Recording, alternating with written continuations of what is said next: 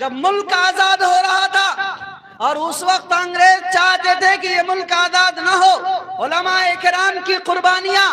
علماء کرام کی جنگ آزادی میں بہائے گئے خون، ان کی جد و جہد، ان کی لاشیں، ان کی تڑپتی ہوئی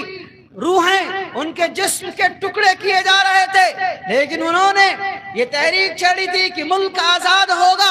آزاد ہونے کے بعد یہاں مدارس رہیں گے، مساجد رہیں گے، علماء رہیں گے، دین رہے گا، سنت رہے گی، شریعت رہے گی، قرآن رہے گا، اسلام رہے گا، ایمان کا غلغلہ، قرآن کا غلغلہ چلے گا، چرچا ہوگا۔ ہم اس ملک میں اپنے ایمان کے ساتھ، اپنے اسلام کے ساتھ، اپنی توحید کے ساتھ، اپنی ڈسپلین کے ساتھ، اپنی آئیڈینٹی کے ساتھ، اپنی شناخت کے ساتھ، اپنے کلچر کے ساتھ، اپنے تہذیب و تمدن، اپنے وقار و اعتبار کے ساتھ جیے ہیں اور جیئیں گے، اور اسی کے اوپر ہم مریں گے۔ ہمارے ان دوستوں کے بیچ، اکابرین کے بیچ میں انگریزوں کی چال یہ تھی کہ جب تک یہ مولوی باقی رہیں گے، یہ ملے باقی رہیں گے، یہ مسجدیں رہیں گی، یہ مدرسے رہیں گے، اور پیدا ہونے والے اس سے علماء رہیں گے، تب تک ہماری یہ چال، یہ نام کے مسلمان ہوں، کام کے یہودی اور عیسائی اور نصرانی اور انگریزی ہو، جسم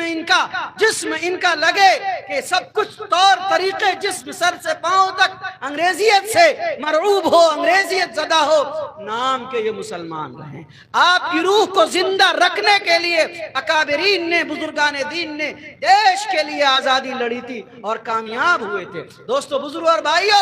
آج کے جلسے میں آپ بھی طے کرو کہ ہم مسلمان ہیں، ہم مومن ہیں، ہم مسلم ہیں، ہم قرآن والے، ہم دین والے، ہم سنت والے، ہم شریعت والے، ہم مجاہدہ والے۔ صحابہ نے جیسا مجاہدہ کیا، اکابرین و بزرگان دین نے اس ملک کے اندر دین کو بچانے، بڑھانے اور پھیلانے کے لیے جو قربانیاں دی، ہم بھی ان کے نقش قدم پر چلتے ہوئے اس دیش میں ہم اپنے ایمان اور اپنے اسلام کے ساتھ زندگی گزاریں گے۔ او نوجوانوں، ہاتھ اٹھاؤ، عزم کرو کہ انشاءاللہ ہم کوشش کرتے ہیں کہ اسی طور طریقے کے مطابق زندگی گزاریں گے۔